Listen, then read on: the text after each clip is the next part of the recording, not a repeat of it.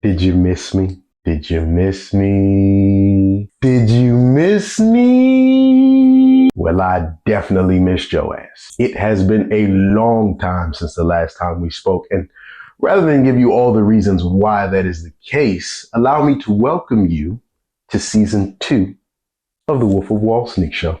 Thanks to all of your supportive engagement, the good folks at Wall Sneak and the Wall Sneak Journal have boosted our budget and given us some new toys to play with, including lighting. This shit is bright as hell, cuz. God damn. Seriously, shout out to the over 400 subscribers on this channel as of today. Episodes 1, 2, and 3 were such a success and did so well that we had to take it up a notch. To the next level. You already know ain't nothing changed but a couple things, so you are now watching the baddest sneaker analysis show online or anywhere else. Bigger, better, badder than ever before. Make sure you like, comment, share, subscribe, watch the entire video, and keep it locked. You're watching Wolf of Wall Sneak. If the shoe fit, where that motherfucker in? Where that motherfucker in? Where that motherfucker? If the shoe fit, where that motherfucker in? Where that motherfucker in? Where that motherfucker for your worth? Woo. So MJ, what took your ass so long? Yeah, a lot, man. A lot. I get it. You expect me to make content. There's nothing wrong with that expectation. I've been fucking up on that. I admit that. The reality of the situation is I'm a businessman first. So I've been getting my business models and my revenue models in place in the background. As a businessman, it's important to have a vision. And I have a big vision for Wall Sneak. This channel is a mere part of it, a sliver, a fraction in the greater tesseract that is the Wall Sneak Marvel universe. That is not to discredit the value of this channel. It is just to say that I know where my priorities are and I have a grander scale of what I'm trying to do in the footwear space. It has taken me away from doing high quality content like this, but at the end of the day, I know how important this is. Why is this important? Well, I cover the shit that don't nobody else cover. That's why this is the baddest sneaker analysis show in the land, baby. You want your regular run of the mill, you know where to go. Dime a dozen. You want that new, you know where to go. Bring that ass right here. You heard the man? After the first few episodes, I had to really sit back and analyze the real purpose behind this channel and the value that I want to provide you guys, and how the value of this channel here translates to the grander mission and vision of Wall Sneak. Now, some of you watching may think that this wall of sneakers behind me is like some kind of green screen or some kind of special effect. Nah, baby, that's a real wall of shoes behind me. In fact, you remember these from episode 3, okay? Right back on the wall. This is my very own little display shelf that I built with my 2 hands. Kinda. I didn't make the pegboard and I just, set it up, the vision, put it up, put it together. I didn't drill any hole. We're getting sidetracked. Point is, I put that up and I put it up for a reason. I've always been interested in the display of product that just so happened to translate into the display of sneakers. And there's a story behind that. And what started as, me as a college kid in Miami going to shoe gallery after school and seeing the way my guys, Danny and crew, Van, put together the display of different product releases throughout the weeks, throughout the month, different activations. I was always enamored by that process and the final product. That product display really elevated my connection, not only to the product, but to the retailer. A big reason why I felt a connection and felt the need to develop a relationship with my local sneaker boutique had a lot to do with just the way they set up shop. That energy, that atmosphere is something that I wanted to translate into the 𝗦𝗨𝗕𝗦𝗖𝗥𝗕𝗘 brand. So I started right here in my office. Now these shoes will likely rotate. There's a method to the madness. You obviously can't see the whole wall, at least not yet. But the look and feel might change, and this can certainly be an opportunity for advertisement and product placement for some of your brands and businesses. This wall represents what product means to the industry and what product means to the culture. 𝗦𝗨𝗕𝗦𝗖𝗥𝗕𝗘 is the bridge between footwear industry and sneaker culture. That's what this is all about. We talk shop and we talk taste. I give you a little bit of my technical expertise and a little bit of my personal opinion. So as you can imagine, I really wanted this dialogue to reflect the dynamic of that relationship. Just a little bit more than showing you which New Balances you should be buying. New Balance has enough of my money, enough of the DC DMV's money for sure. Till my city gets its equity, I don't know if I'll be covering any more New Balance on this show. I don't know. We'll see. I've tried my best to balance the duality of the virtual world because I understand its significance. Don't get me wrong. I'm not knocking it one bit. My goal is to just be a little bit more intentional about it. You could say I'm thinking different, which brings me to my point and the product that I'm going to be showing you today. The Thinking Different 𝗦𝗕𝗘𝗦𝗖𝗥𝗕𝗘 White Rabbit colorway. Black Rabbit, but you get the idea. You're not going to see these. Take a good look, and then we're just going to mosey on to the back and get that back heel tab in those bold italic letters. Bring it over to the medial side. There's that rabbit again. Take it to the front. Top view. Down to the sole. And take a good look at that sole and them details. Don't worry, this ain't gonna be the only look. I just wanted to show you what we on right now. Follow me down the rabbit hole. Come on. Let's take a good look at these. Again, the Thinking Different 𝗦𝗕𝗘𝗦𝗖𝗥𝗕𝗘 in White Rabbit. So at first glance, you know why I'm bringing these up. You know what's coming this year. Nike done ran the Air Jordan 1 into the proverbial ground. So now what do they need? They need a new vintage 80s, 90s looking retro that they can run into the ground again. Who gets the first stab at it? Our good friends at Social Status. That collab's already slated for later this year. And PJ Tucker, of course, already has his hands on a pair.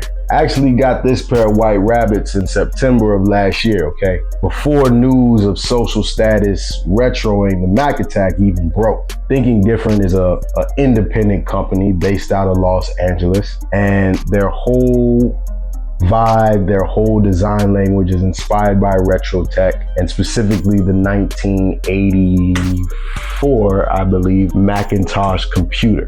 Macintosh, mind you, which from my understanding was the designer's first computer that was gifted to him by his father. That whole aesthetic really inspired him to put that into some type of capsule that this is a part of. There are multiple colorways of this shoe that are available now, but let's get into the nitty gritty. If you're not familiar with the Nike Air 𝗦𝗕𝗘𝗦𝗘𝗃, it's actually a tennis shoe that was debuted and I believe is a signature of John McEnroe, who was like pre-Andre Agassi. So if you're a 90s baby like me and you had to do your research, this shit probably went right over your head, but that's okay. If you don't follow tennis and only got into tennis since Serena and Venus, this also probably went over your head. Now, don't get me wrong, I don't really care for the Nike 𝗦𝗕𝗃 myself.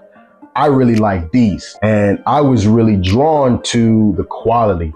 These, unlike the 𝗦𝗃𝗃 that you're gonna get from Social Status and that you're probably gonna get from any other Nike GR that they decide to drop in 150 different colorways, these are made in Italy, my friends, and you can see the quality from the inside collar lining to the, let me just smell it real quick.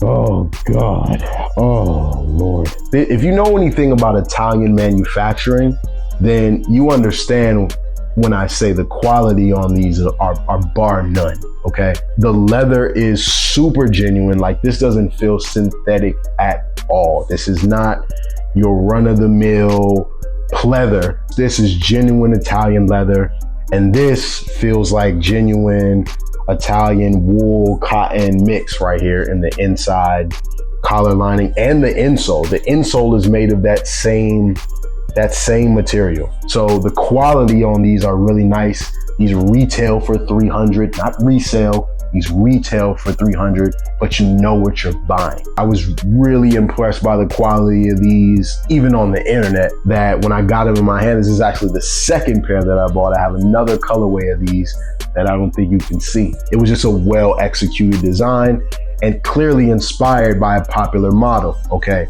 So let's get into that inspiration point, because sometime in between my last episode and this episode, Nike has sued a handful of more people, okay, from infringing on their trademark, trade dress, their design languages, what have you. This is clearly biting the Mac attack. This kind of came out before they decided to retro it. However, I want to point out that on Thinking Different's website, they have a byline that I think is really important. It says, "Thinking Different exists entirely as an art project. All items for sale are considered as art." I thought that was a beautiful, legal, nice loophole language to not get sued by Nike. Take notes. I won't say names, but people who bite the Air Jordan 1 and bite the Air Force 1, take notes on that type of legal language and how to avoid Nike lawsuits. Keep your mouth shut. Stop trying to pump units into the marketplace and get rich off somebody else's design. Now, from a unit and inventory standpoint, I don't know how many units Thinking Different has, but from what I've seen from the releases that were put out, they're very limited and they treat it as such. They're not trying to give the whole world this shoe. For that reason, I would presume, because I haven't seen anything, haven't heard anything, and people I know haven't heard anything, they're not under any type of scrutiny, microscope. They're not threatened. Their business is not threatened because they're treating this as art.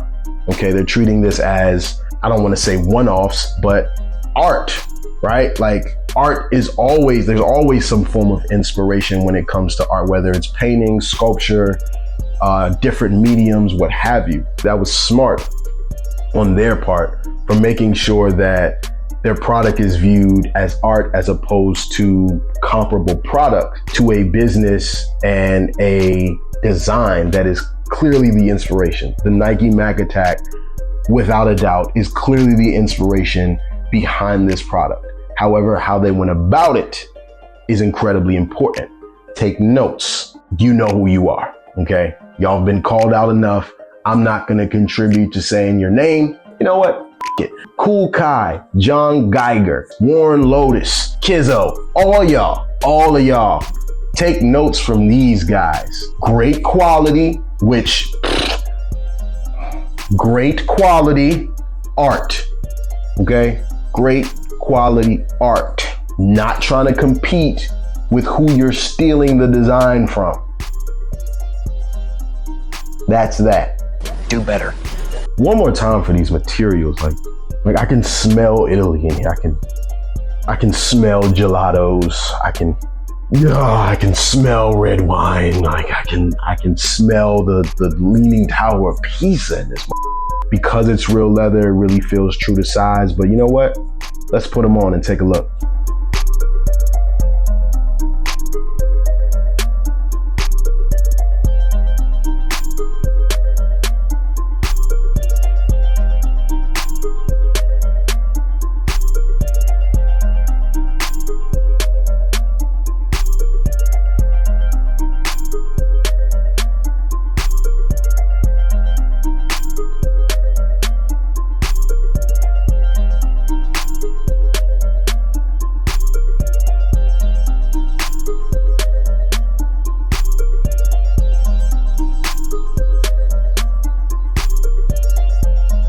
There you have it, ladies and gentlemen, a premium, high quality replica, well within its rights. Has the student surpassed the teacher? Is the Thinking Different hack attack better or comparable to the Nike Mac Attack. Again, premium, high quality replica, well within its rights. To me personally, I would wear these over the Mac Attack, but that's just me. I'm the Wolf of Wall Sneak. I go for indies all day, every day. But I would love to hear from you and your thoughts on this model when compared to the Mac Attack, as we anticipate release dates from Nike, Social Status, and others. Be on the lookout for Thinking Different to continue doing their thing. As I mentioned, I'm gonna go for the indie every time, but that's your boy. One more sniff for the road. Ah, man, he put his foot in this. That was me. If you like what you saw in this episode and can't wait for the next one, man, hit that thumb, you know what I mean? Drop a comment, tell me how you feel. Hit that subscribe button, bing, hit that notification bell. Okay, so by the next episode, you already know it's here. And don't forget to share with a friend. I really appreciate that. Until next time, it's love, peace, and Wall Sneak. We out. Where that motherfucker in? Where that motherfucker in? Where that motherfucker know your word?